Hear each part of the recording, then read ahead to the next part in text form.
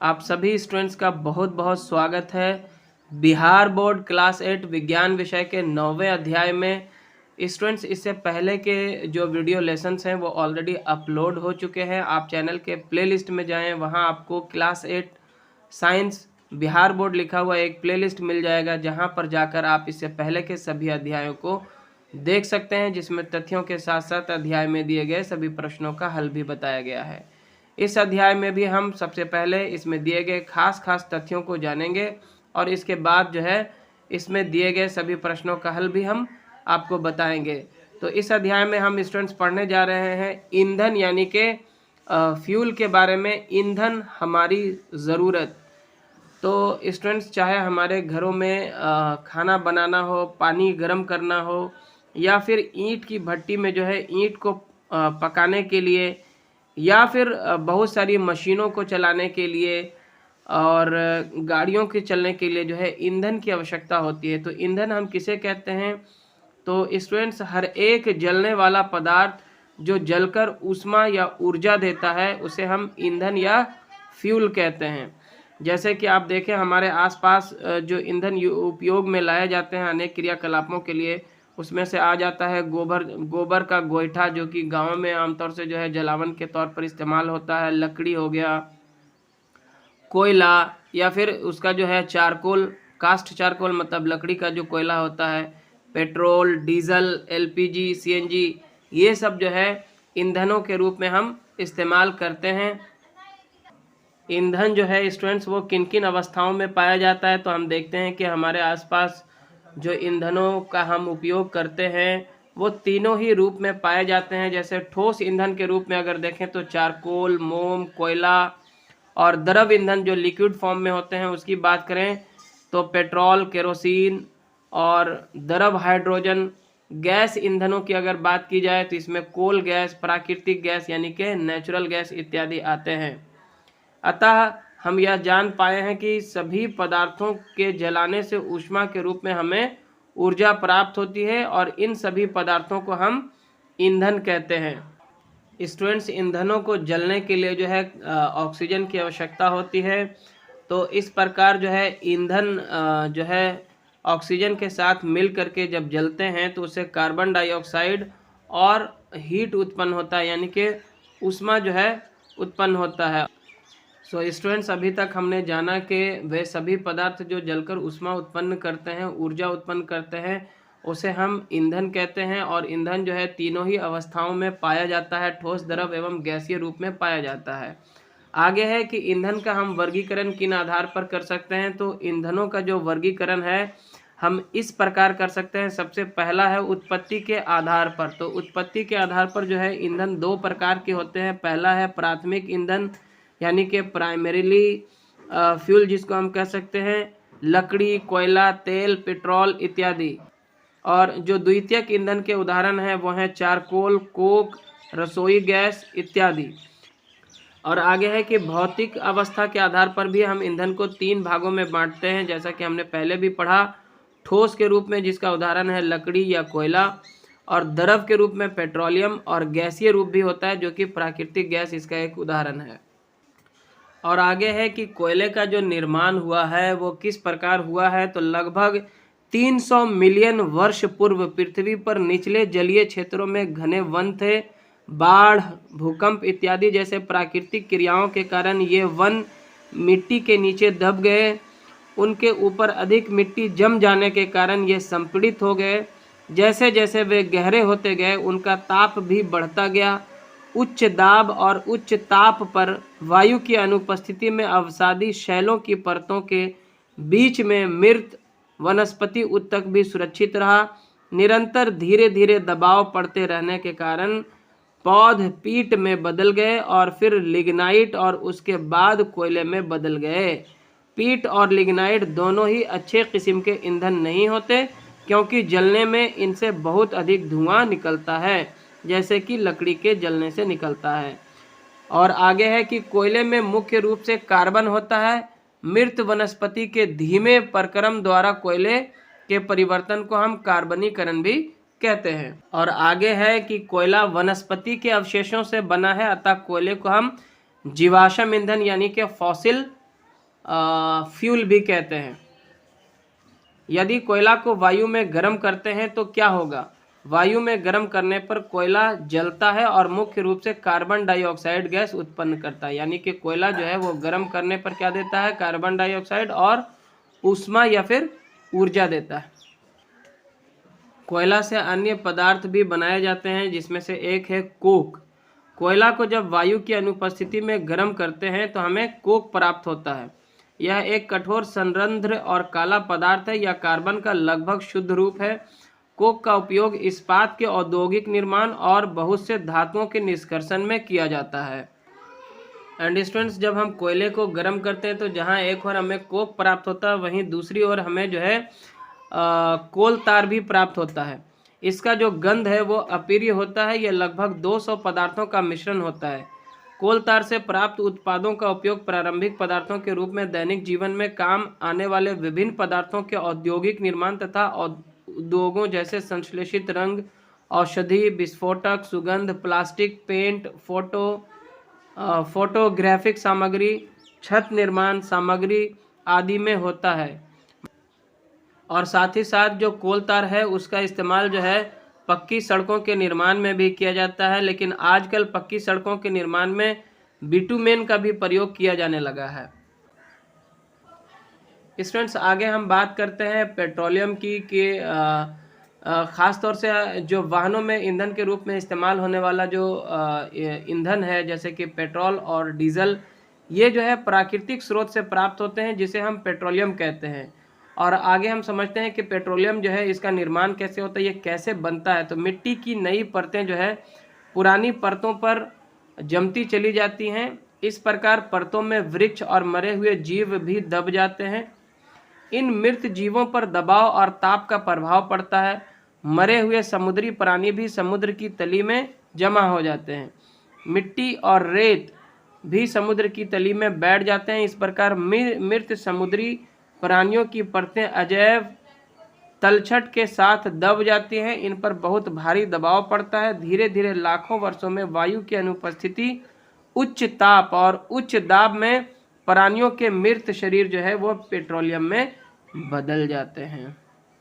और इस प्रकार जो है पेट्रोलियम का निर्माण होने में, जिस प्रकार कोयला का निर्माण होने में लाखों करोड़ों वर्ष लगता है, वैसे ही पेट्रोलियम का भी जो निर्माण है वो अनेक वर्षों यानी कि लाखों करोड़ों वर्षों के बाद बहुत धीमी गति से होता है। इसलिए हमें इन सारे ईंधनों का जो है उपयोग आवश्यकता अनुसार ही करना चाहिए, क्योंकि इनका तेज़ी से जो है निर्माण नहीं किया जा सकता है। और पेट्रोलियम जो है जब इसे निकाला जाता है, जहाँ कहीं पे भी पेट्रोलियम के भंडार का पता चलता है, वहाँ से जब पेट्रोलियम को निकाला जाता है तो ये एक अनेक पदार्थों का मिश्रण होता है, जिसे जो है फैक्ट्रियों में जाके परिष्करण करना पड़ता है। तेल शोधक कारखानों में जो है इसका परिष्करण किया जाता है, जिसको हम रिफाइनिंग भी कहते हैं। और इसके बाद जो है इससे अनेक प्रकार के उपयोगी जो पदार्थ हैं वो हमें प्राप्त होते हैं, जैसे पेट्रोल, डीजल, केरोसिन और भी अन्य पदार्थ जो है इससे हमें प्राप्त होते हैं। तो आगे यहाँ पे सारणी में दिया गया है पेट्रोलियम के विभिन्न संघटक और उनके उपयोग। सबसे पहला जो है द्रव रूप में पेट्रोलियम गैस मिलता है, जिसको हम एलपीजी कहते हैं, लिक्विड पेट्रोलियम गैस। ये इसका उपयोग जो है घरों और उद्योगों में ईंधन के रूप में किया जाता है। दूसरा जो इसका प्रोडक्ट पेट्रोलियम से हमको मिलता है वो है पेट्रोल, जिसका उपयोग मोटर ईंधन, वैमानिक ईंधन यानी कि विमानों में शुष्क धुलाई के लिए विलायक के रूप में भी किया जाता है। इसके अलावा केरोसिन, जिसको हम मिट्टी का तेल भी कहते हैं, इससे स्टोव, लैंप और जेट वायुयान के लिए ईंधन जो है प्राप्त होता है। डीजल, स्नेहक तेल, पैराफिन, मोम और बिटुमेन, ये सब जो है पेट्रोलियम से प्राप्त होने वाले पदार्थ हैं, जिनका उपयोग जो है यहाँ पे सामने दिया गया है। आप इसका विस्तार से अध्ययन कर लें। जहाँ तक बात करें पेट्रोलियम की भंडार की, तो हमारे देश में तेल पैदा करने वाले क्षेत्र जो हैं वो आसाम के माहौर, काटिया, मोराम या गुजरात का अंकलेश्वर, और इसके अलावा जो है मुंबई हाई समुद्र तल में, इसके अलावा भी और जगहों पर जो है तेल की खोज की जा रही है। बिहार में एक तेल शोधक कारखाना है जो कि बरौनी में है। और अंत में हम जानते हैं प्राकृतिक गैस यानी कि नेचुरल गैस के बारे में। प्राकृतिक गैस एक महत्वपूर्ण जीवाश्म ईंधन है क्योंकि इसका परिवहन पाइपों द्वारा सफलतापूर्वक हो जाता है। प्राकृतिक गैस को उच्च दाब पर संपीड़ित यानी कि प्राकृतिक गैस सीएनजी के रूप में भंडारित किया जाता है। सीएनजी का उपयोग ऊर्जा उत्पादन हेतु किया जाता है। इसका उपयोग परिवहन वाहनों में ईंधन के रूप में किया जा रहा है क्योंकि यह कम प्रदूषणकारी है। यह एक अच्छा ईंधन है। सीएनजी का अधिक लाभ यह है कि इसे घरों और कारखानों में सीधा जलाया जा सकता है, जहां इसकी आपूर्ति पाइपों के माध्यम से की जा सकती है। बड़ोदरा यानी कि गुजरात और दिल्ली के कुछ भागों में इसी प्रकार के पाइप द्वारा गैस उपलब्ध कराया जा रहा है। प्राकृतिक गैस का उपयोग प्रारंभिक पदार्थ के रूप में बहुत से रसायनों और उर्वरकों के औद्योगिक निर्माण में किया जाता है। भारत में प्राकृतिक गैस के विशाल भंडार हैं। हमारे देश में प्राकृतिक गैस त्रिपुरा, राजस्थान, महाराष्ट्र और कृष्णा गोदावरी डेल्टा में पाई जाती है। तो इस प्रकार स्टूडेंट्स हमने इस अध्याय में दिए गए जो खास तथ्य थे, जो इम्पोर्टेंट पॉइंट्स थे, इसका अध्ययन कर लिया है। जैसे कि कोई भी पदार्थ जो जलने पर अधिक मात्रा में ऊष्मा एवं प्रकाश का उत्सर्जन करता है उसे हम ईंधन कहते हैं। प्रकृति में पाए जाने वाले ईंधन को प्राथमिक ईंधन कहते हैं, जैसे लकड़ी, कोयला, पेट्रोलियम आदि। और वैसे ईंधन जो प्राथमिक ईंधन से प्राप्त किए जाते हैं उसे हम द्वितीयक या सेकेंडरी फ्यूल कहते हैं, जैसे कोक, कोयला, गैस इत्यादि, है ना। उसके बाद हम बात करते हैं कि कोयला से कोक, कोलतार और कोल गैस प्राप्त करते हैं। कोयला, पेट्रोलियम और प्राकृतिक गैस जीवाश्म ईंधन है। इसका निर्माण सजीवों के मृत अवशेषों से लाखों वर्ष पूर्व हुआ था। आगे है जीवाश्म ईंधन समाप्त होने वाले संसाधन है। उसके बाद पेट्रोलियम का परिष्करण जो है परभाजी आसवन विधि से किया जाता है। इसके उत्पाद के रूप में पेट्रोलियम गैस, पेट्रोल, डीजल, मिट्टी का तेल, पैराफिन, मोम, स्नेहक तेल आदि प्राप्त होते हैं। सूर्य का प्रकाश, वायु एवं जल जो है वो अक्षय ऊर्जा के स्रोत हैं, मतलब ये कभी भी समाप्त नहीं होने वाले हैं। तो हमें इनके उपयोग को बढ़ाना चाहिए और जो जीवाश्म ईंधन है जो कि सीमित है जिसका भंडार, उसका उपयोग कम से कम करना चाहिए। कोयले और पेट्रोलियम के संसाधन सीमित हैं, हमें इनका न्यायोचित उपयोग करना चाहिए। तो इस प्रकार स्टूडेंट्स ये अध्याय का जो मेन पॉइंट था ये हमने एक बार फिर से दोहरा भी लिया। और अब जो है इस अध्याय के जो सभी प्रश्न हैं इसका उत्तर हम जान लेते हैं। सबसे पहला जो प्रश्न है स्टूडेंट्स वो है रिक्त स्थानों की पूर्ति कीजिए का नंबर। खाली स्थान तथा खाली स्थान जीवाश्म ईंधन है, तो यहाँ पे हम भर सकते हैं कोयला और पेट्रोलियम।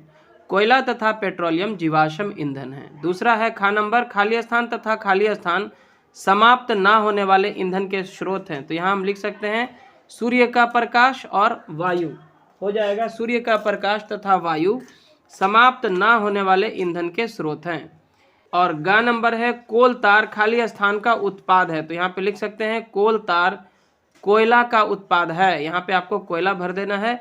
नेक्स्ट है घा नंबर में पेट्रोलियम के विभिन्न संगठकों को पृथक करने का प्रक्रम खाली स्थान कहलाता है, तो यहाँ पे आपको भरना है परिष्करण कहलाता है।